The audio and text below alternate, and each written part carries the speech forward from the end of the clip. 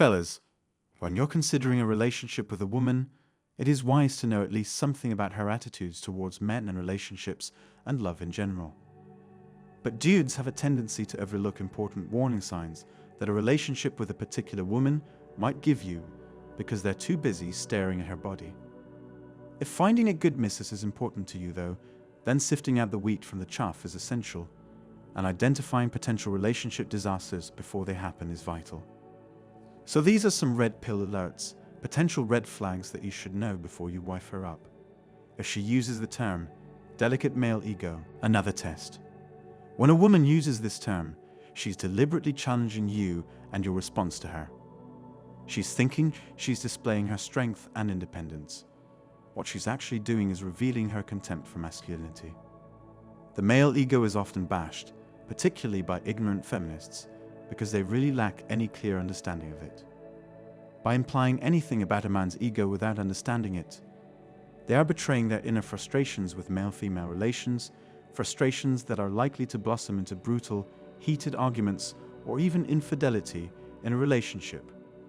A woman who throws around delicate male ego is calling herself out as being disrespectful of masculinity in general.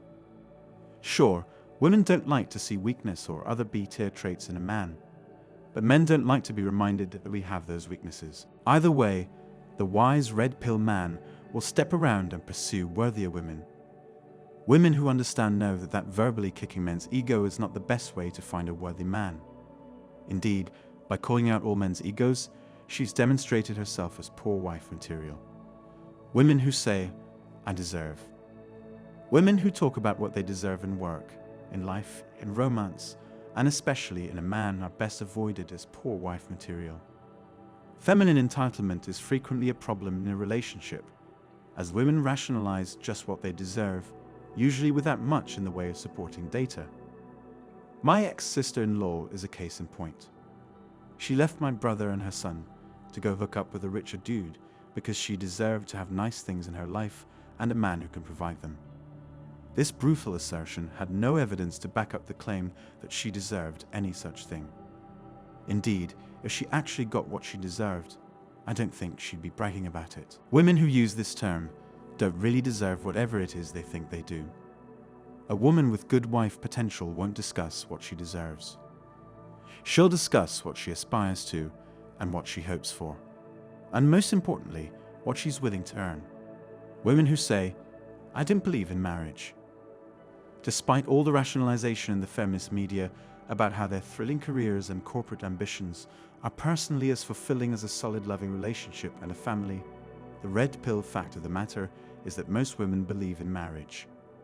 Declaring that they don't is a clear sign of one of two things. Either she is so commitment phobic that she will leave you for the next man, or she is clearly lying because getting married is on her mind so much that she's desperate. They're playing to the well-touted idea that men are the ones who don't want marriage and think that by declaring their lack of desire to commit, they are making themselves more attractive. To a certain extent they are correct, but they are also setting themselves up for disappointment, and either way a wise man will avoid them.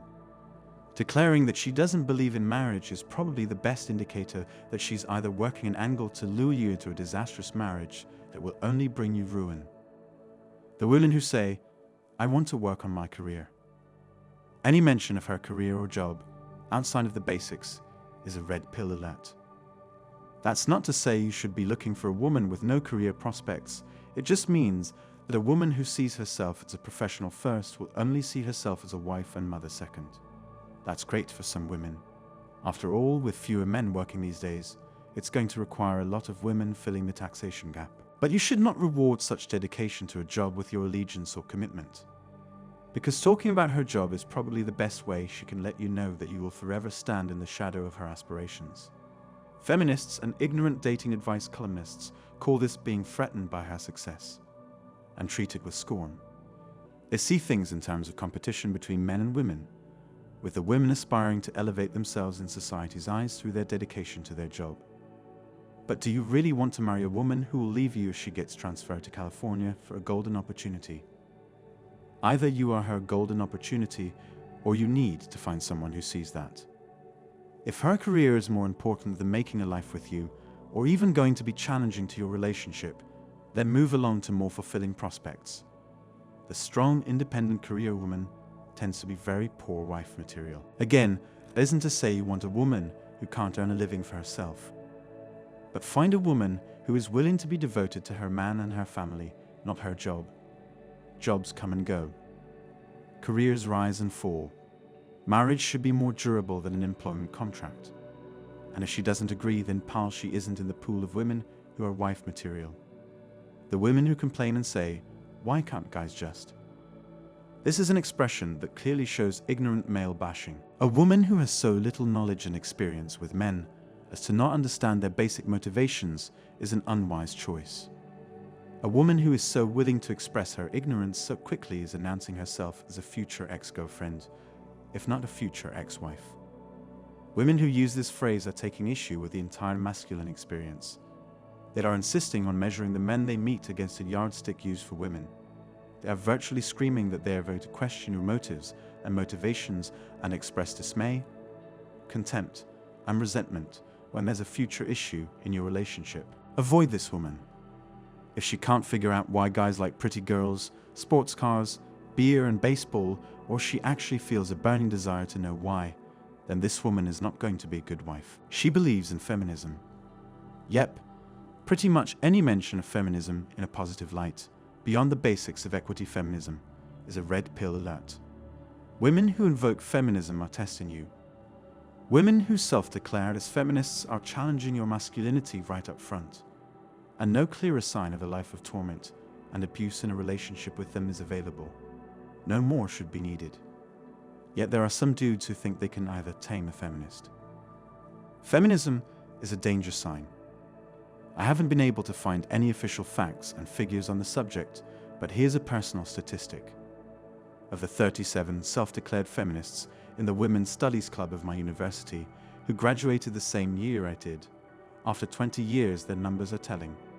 15 never married. Of the 22 who did, 18 were divorced. 11 had 2 or more divorces under their belt. That means that only 4 out of 37 feminists in my class managed to get married and stay married. That's just around 10%. Which means, anecdotally, that marrying a feminist gives you roughly an 80% chance of getting divorced. So listen to them, don't marry them, don't even become physically intimate with them. It's just too dangerous. When she says, "I don't need a man," this is a feminist classic. Women who proudly declare that they don't need a man are deceiving themselves. And while most of us can't stand a truly helpless woman, a woman who doesn't need a man shouldn't get one. Marriage is a partnership. That much hasn't changed. While the specifics and the conditions have changed around, that much hasn't changed across history, economies, or cultures. When a woman proudly proclaims her independence in these terms, she is revealing her attitude toward men and marriage in general. Few couples who have been married longer than 10 years who will say that kind of stuff, because they have established that yes, indeed, part of them does need to be married. That's not to say you can't survive without a man, obviously, but making your lack of need known so early and so proudly demonstrates that a woman does not understand what marriage truly is. Stay away from her, she's trouble. So there you go, fellas. Some red pill alert danger signs that the woman you are talking to is not wife material. There are others and more subtle signs indicating more dangers. But if you pay attention, you will save yourself a lot of trouble with your future wife. Good luck out there. See you all in the next videos. Take care.